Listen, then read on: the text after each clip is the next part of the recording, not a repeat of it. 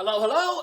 Today what we are going to do, or what I'm going to do, and you can follow me if you wish, just a list, the collection of my home exercises. I'm going to be going for a run. Yesterday I worked my body in with weights, so today as an alternation I'm going to do some cardio. It's cloudy but sunny, which suits me enough. I prefer to run in the rain, that's my ideal, but I hate running in the heat, and it's been hot over the last couple of days, so I'm going to take this opportunity to try and get outside without being bludgeoned by the sun. But what I'm going to do before I do that, as a way to warm up my body and in a certain way also maybe wear it down a little bit too much, not ideal. You're not meant to stretch extendedly before you exercise, but here I'm sort of breaking those rules a bit, and I'm going to do a yoga routine. My yoga routine is going to be yoga slash stretching. It's more in the middle than just pure yoga.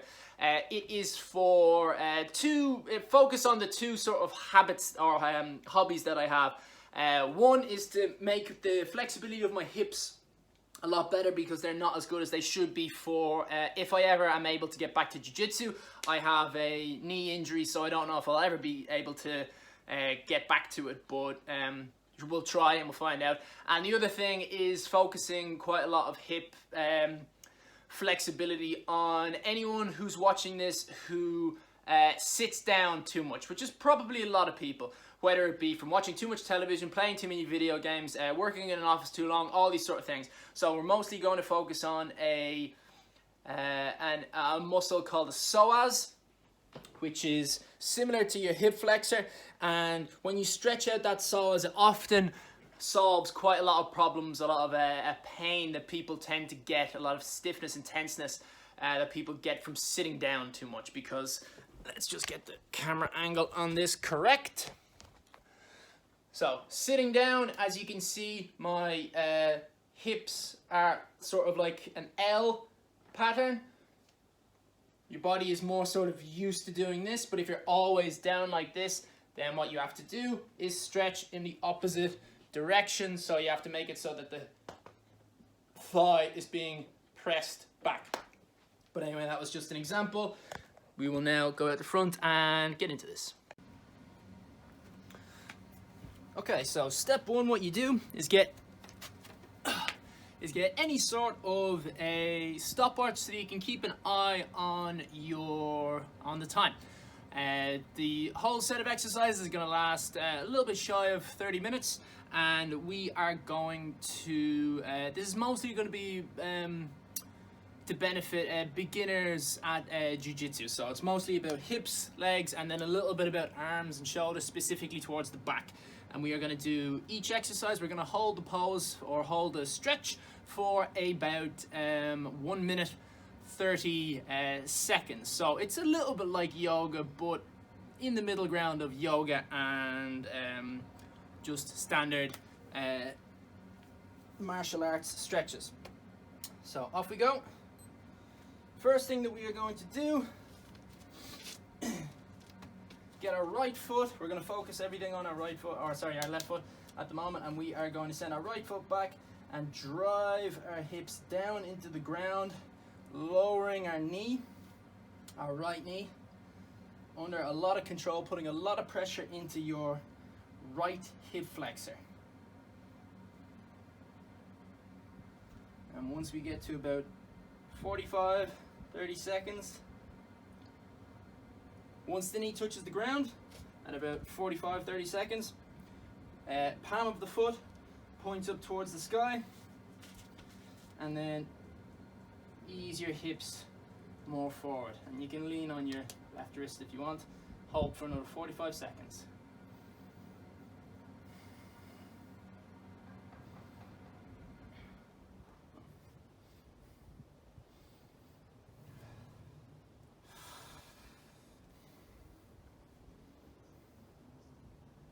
Make sure you keep your shoulders nice and tall,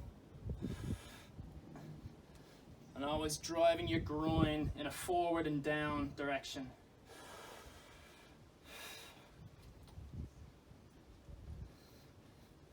And 5, 2, 1. Okay, left leg gets extended out towards the left, which creates the space. And then from here, you then try to get your left elbow towards your left ankle. This is, I think, called lizard pose in yoga. And don't feel like you're a statue that you have to stay in one position. You can play around with the movement of your feet, try and get a little deeper, try to make it a little harder so you can't get as deep, and switch it up. Nice, steady breathing.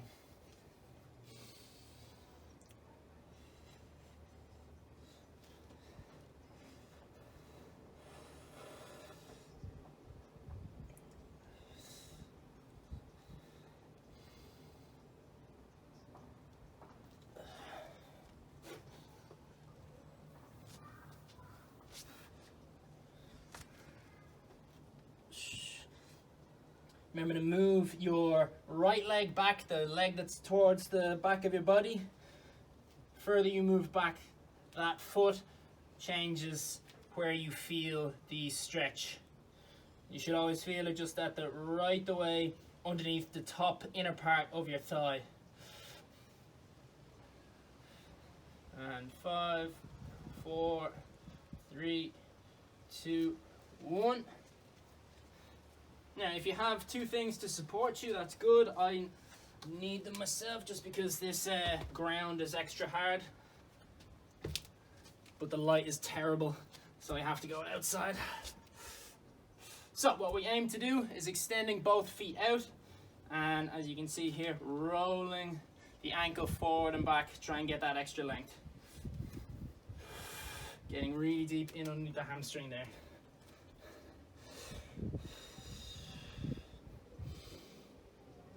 Simultaneously getting the hip flexor on the right foot while getting the hamstring on the left. And as you need, alternate keeping the body upright and letting your weight press down. So these kettlebells, they're the same as blocks if you've ever done yoga classes before. Concept is the exact same.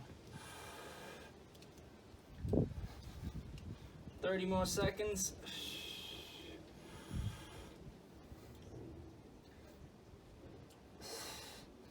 And if you see what I'm doing here, just rocking between the two, that's perfectly fine. You don't need to hold the stretch exactly where it is, and just keep going one direction. 5, 4, 3, 2, 1, and raise your body back up. Come back into the center. Now you probably won't need these blocks again, but right leg in line with your left ankle, and then knee goes out to the side, so your shin should be parallel to your shoulder line.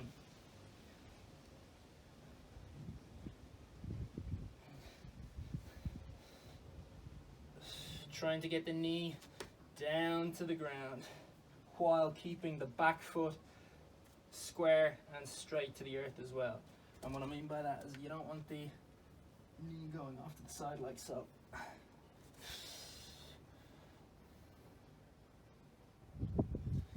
Keep your knee as high as you need. If you want, you can get a pillow underneath your knee to act as a little bit of resistance towards gravity. Again, a block.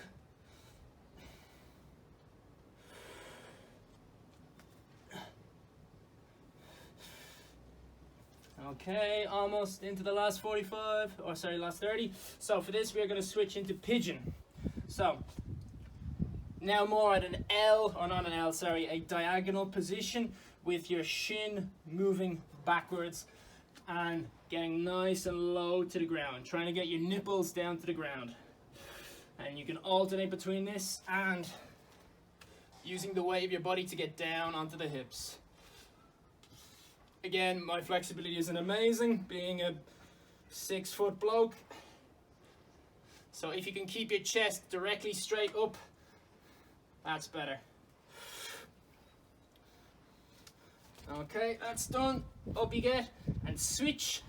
Do the exact same exercises, but on the other side. So starting off, getting into our hip flexor, driving the knee down nice and slow.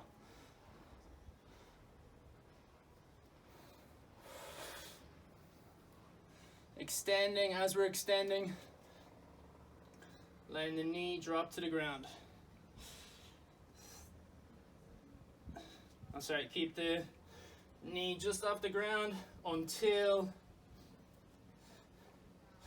3, 2, 1. And now let the knee drop to the ground. Palm of the foot, or sole of the foot rather, pointing up towards the sky and driving the knees forward.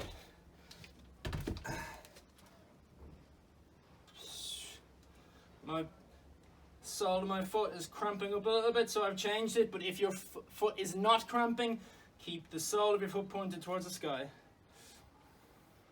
And 3, 2, 1. Move back slightly and back into our lizard pose that we did earlier. I'm just going to get a cushion.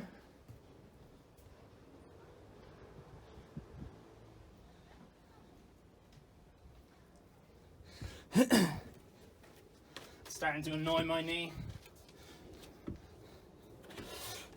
So your right foot goes off, which creates the space, and then down, praying sort of position, and trying to get your right elbow to touch your right ankle. And you should be feeling the stretch right there on the inside of the top part of your thigh.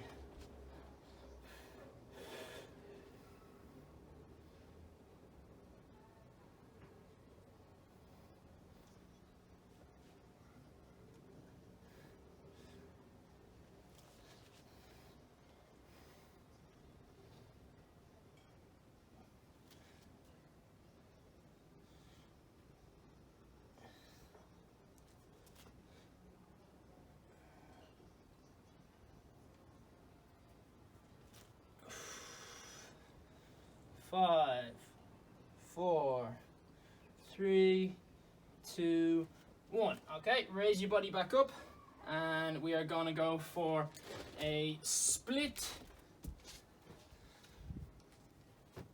But the frontal split.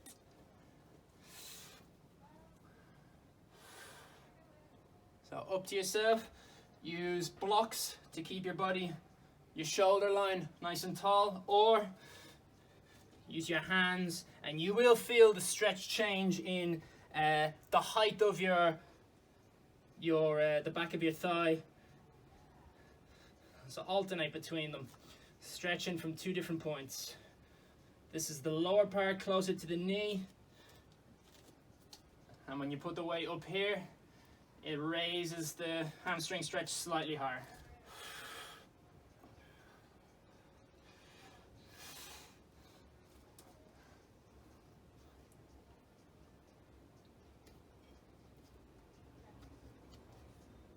Another 30 seconds.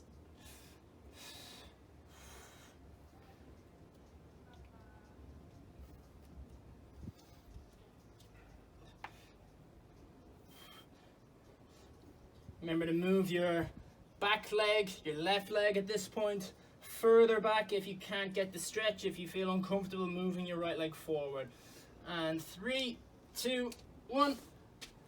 Right leg comes up, gets in line with your left knee, and then the space down to the right hand side.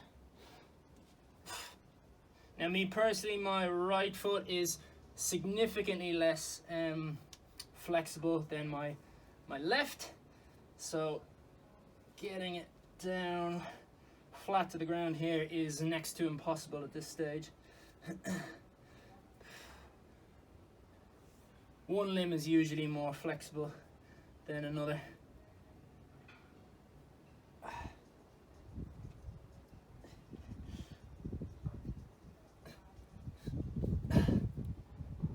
Being right-footed for, say, football, for dexterity is usually interesting because it means that your left leg will be significantly stronger because your left leg is the one that is and balanced, more balanced as well. Your left leg is the one that is holding your body upright while your right foot is doing whatever it does. Not so much the same with your right hands. Usually you're right, if you're right-handed, and your right-handed is also stronger.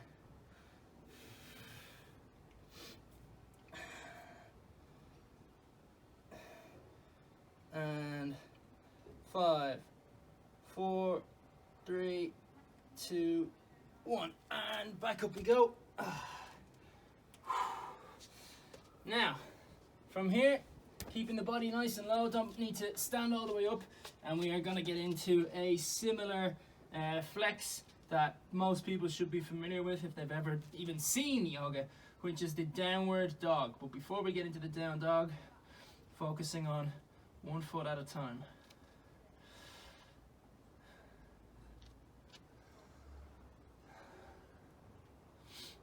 Remember to not be too tense while you're doing this. Try and push one ankle all the way down to the floor. You can alter where your hands are. If you want to guarantee that you get your ankle down to the floor, that's fine. Move your hands back. And then changing over. So start off with your ankle on the ground if you want. And then inch your hands forward as you want to increase the distance. If you want to make it really intense, bring your other foot over onto the ankle and try to push it down to the floor. Keep your feet straight though. Try to avoid bringing them in like this. Your body's always going to be able to do that. You want to stretch out your hamstring and your calf, so keep things straight.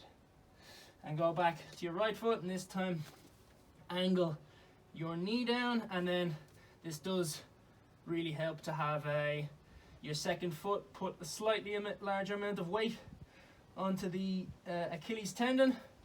To get into the Achilles tendon, you need to bend your knee. 5, 4, 3, 2, 1, and switch over.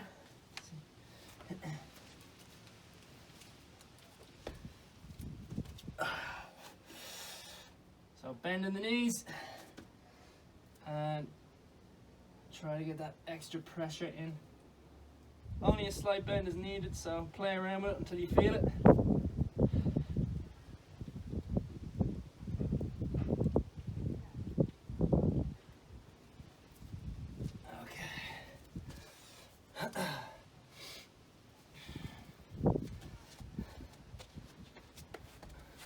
So next we are going to spread our legs nice and wide and really get into, this is often a very comfortable stretch for a lot of people.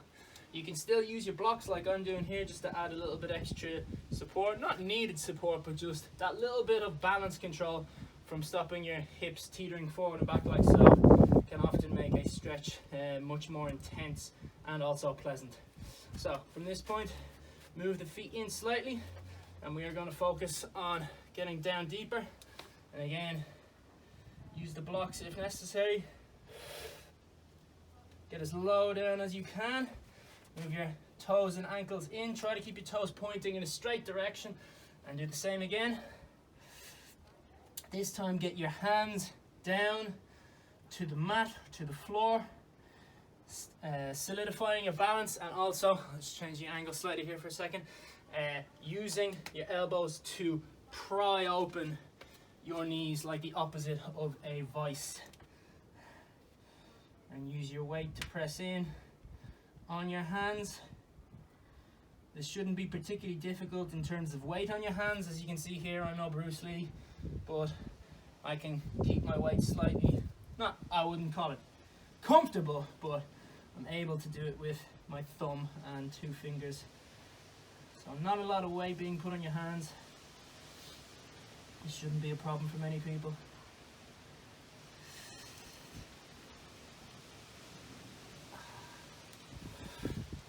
Okay, and raise back up, stacking your vertebrae one on top of the other, all the way up to the top.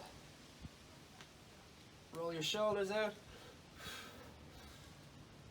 and ease ease yourself back down, slight bend in the knees, reach to the floor. Trying to get the backs of your hands down onto the floor, still allowed to keep a bend in your wrist or bend in your knees, and straighten them. Let them drag your hands up. Now keep the vertebrae of the spine stacking up, one on top of the other, all the way up to the top, top. And roll the shoulders once you get to the top. Now, next, this might be difficult angle.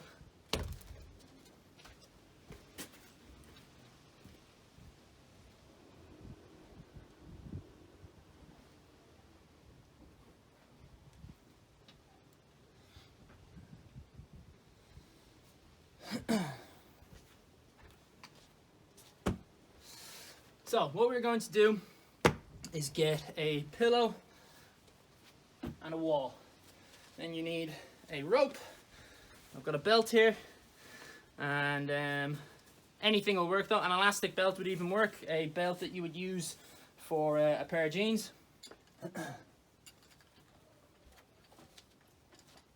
And what we are going to do is you get it around our ankle. Then drive your knee right the way towards the wall. Don't apply the pressure to create the stretch just yet. Get the band up over your shoulder. Doesn't matter which shoulder, whichever one is comfortable. From this point,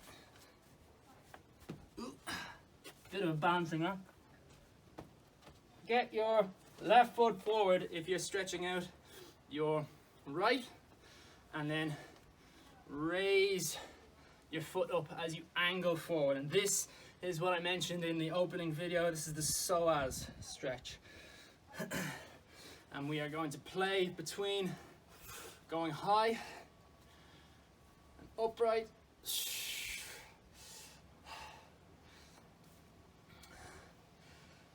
30 seconds like this, the body in line, using a wall to press the knee.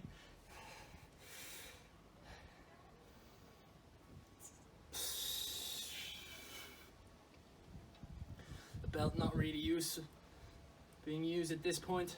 This is all about trying to keep your shoulders as close to the back as possible. Sorry, as close to the wall as possible. 15 more seconds. Nice and tight, you should feel it just here.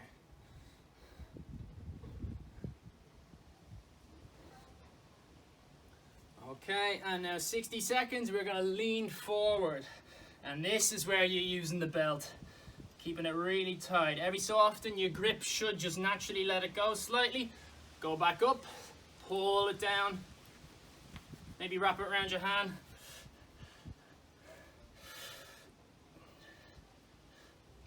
And in order to create extra friction, keep your shoulders rolled up so that the belt is touching more of your skin, creating more friction.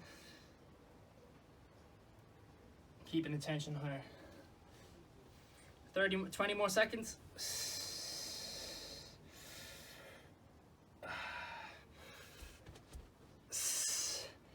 Remember to play around with the stretch, moving your left leg or your front leg forward and back out to the side, getting deeper and getting shallow. And we are done. Switching sides.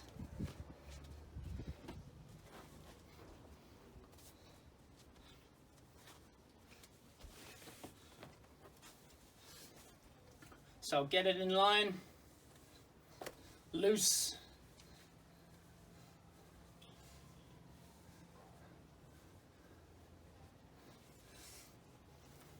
Up around the shoulder, so you just have it. Knee goes right the way back, get it snug to the wall, and then slight bit of balancing act.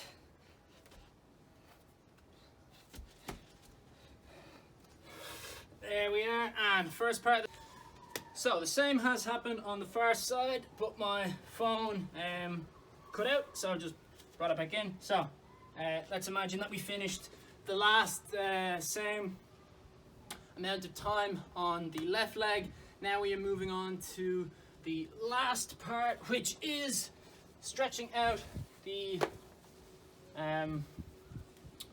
shoulders. So I'm not going to do this for the full amount of time because I've actually already done it. So you do the amount that you're meant to do and you don't overdo it, otherwise you can overstretch the muscles that you are stretching. So get a good grip around the hand. Any kind of a belt will work, or an elastic band, and from here raise the belt up over the head.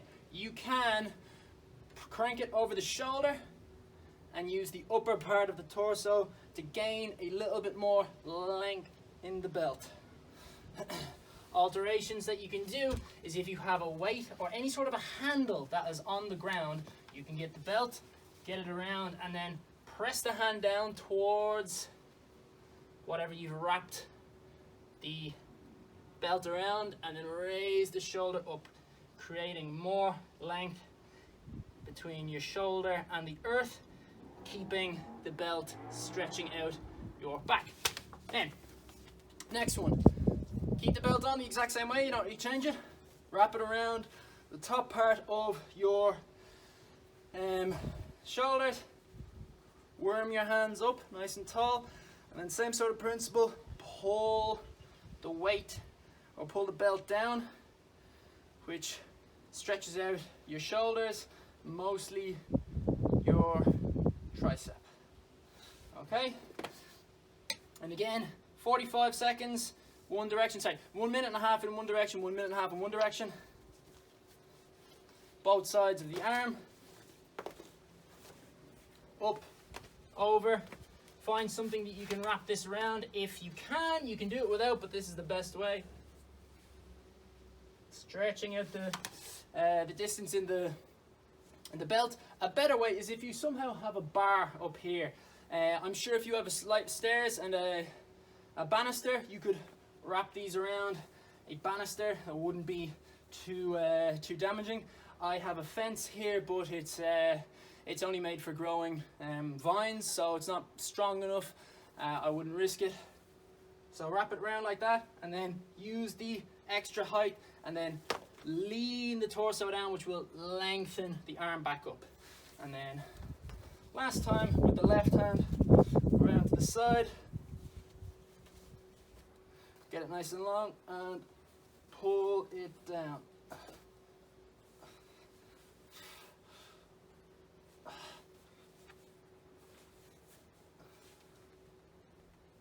There we go, that's the angle.